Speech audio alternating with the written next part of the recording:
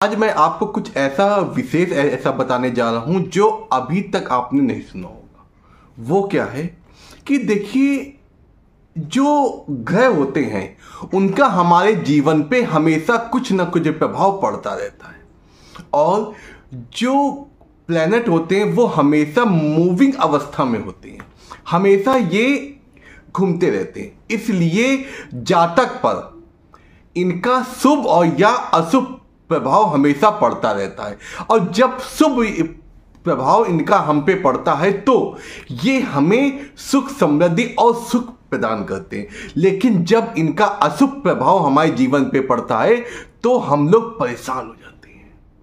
तो इसलिए आज मैं आपको कुछ एक ऐसे उपाय बताने जा रहा हूं जो आपके इन 9 ग्रहों को बैलेंस कर देंगे।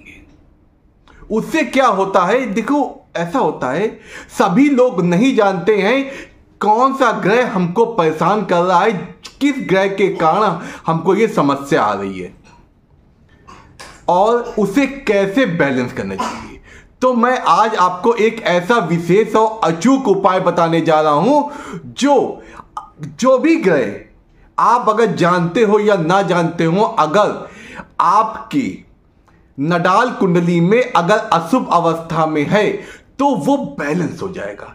आप उससे होने वाली आपके जीवन में जो दिक्कत या परेशानियां हैं, जिसके कारण आपके जीवन में बीमारी हो रही हैं, या जॉब में दिक्कत, या बिजनेस में दिक्कत, या किसी बच्चे में दिक्कत, तो ये सब चीजें बैलेंस हो जाएंगी और आप अपना जीवन सुखपूर्वक बिताएंगे।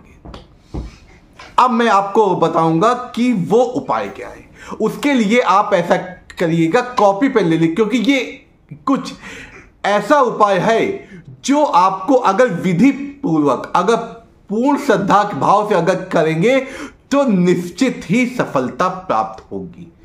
बस आपको क्या करना है, आपको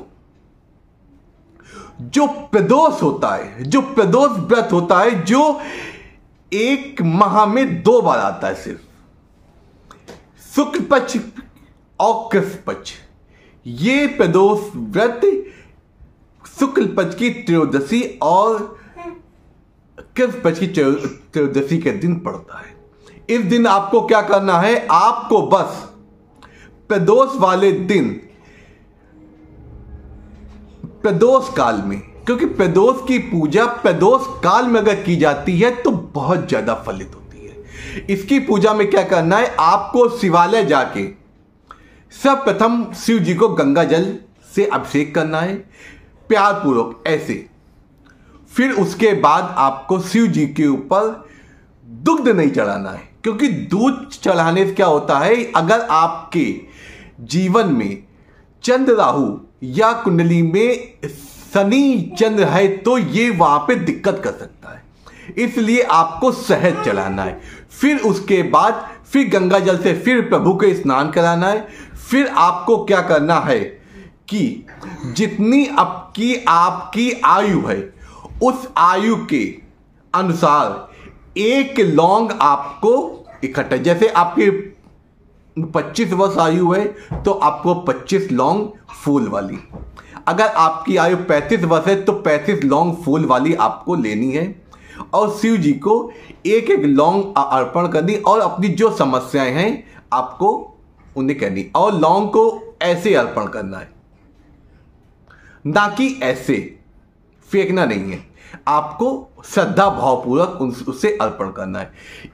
इसको करने से क्या होगा, जो प्रदोष व्रत का शाब्दिक अर्थ होता है प्रदोष, आपके दोषों से आपको मुक्ति, आपके जीवन में जो समस्याएं आती हैं वो आपके दोषों के कारण आती हैं। ये आपके जीवन में दोषों से मुक्ति कराते हैं। इससे क्या होता है, आपका प्रदोष रहने से आपके दोष मुक्त होने लगते हैं।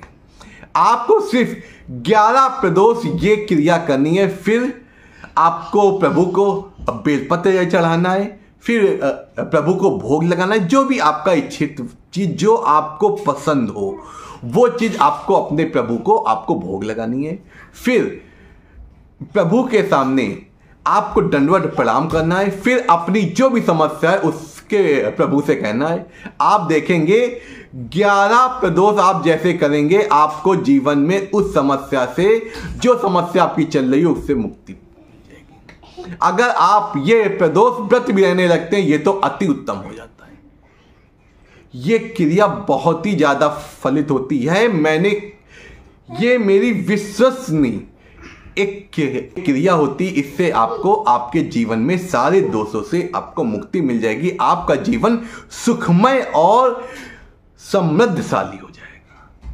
नमस्कार, आप इसी तरह हमसे जुड़े रहिए। मैं आपको आपके जीवन में होने वाली समस्याओं के लिए अच्छे अच्छे उपाय और अच्छी चीजें लाऊंगा, क्योंकि अब आप हमारे परिवार का हिस्सा बन गए हैं और आप आचार्य अनु शुक्ल के साथ जुड़ गए हैं, जो अब आपके जीवन में कोई दिक्कत नहीं आएगी, और जो दिक्कत आएगी उसका समाधान मैं आपको पहले प्रदान करूंगा। नमस्कार, आपका दिन शुभ हो, आपके जीवन में कोई समस्या